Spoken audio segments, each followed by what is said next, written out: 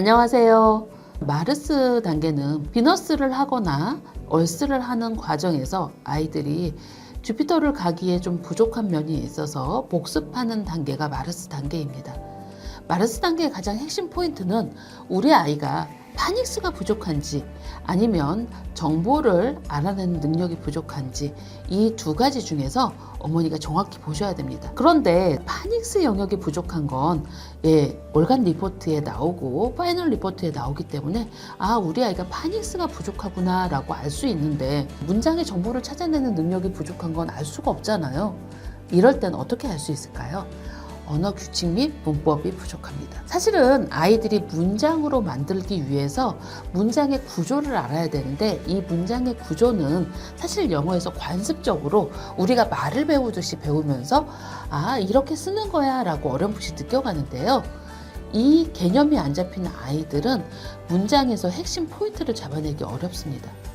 퍼플 아카데미에 있는 복습반들에서 가장 핵심 포인트는 아이가 부족한 부분을 먼저 채우고 그리고 연계학습으로 나아가야 되는데 대부분 학부모님들이 그래 올해 마르스 단계에서 내가 열심히 해야지 그리고 막 이것도 하고 저것도 하고 이렇게 많이 펼쳐놓다 보시면 또 1년이 가버려서 복습반을 실패할 경우가 많습니다. 마르스 단계에서 가장 핵심 포인트는 우리 아이의 부족한 부분을 먼저 찾으십시오. 그리고 파닉스가 부족하다고 하면 파닉스 학습, 똑같은 책을 반복해서 거기에 있는 단어를 스스로 읽어보고 그리고 아이가 그 단어를 정확하게 말로 해보면서 쓸 수 있는지를 보셔야 됩니다. 언어 규칙 및 문법이 부족하다고 하면 실제로 석세스 위드 그래머나 아니면 심플리 그래머 1권 정도만 하셔도 충분합니다.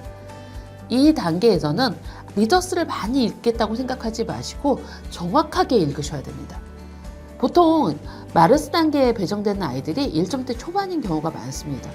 1점대 초반에서 정답률이 40점, 60점, 특히 60점 이 정도 된다고 하면 아이가 3문제 중에 1문제를 틀려버리는 경우거든요. 그러면 정보를 찾아내는 능력이 상당히 부족하다는 뜻인 거고 이렇게 나왔을 때는 아이가 정확히 소리내서 2번을 읽어야 됩니다.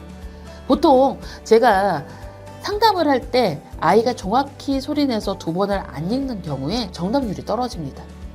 아이가 아직 버거워서 2권 못 읽고 1권을 읽더라도 정확하게 소리내서 2번 읽고 문제를 풀고 그런데 아이가 5문제 중에서 한 2문제 틀려서 60점이 나왔어.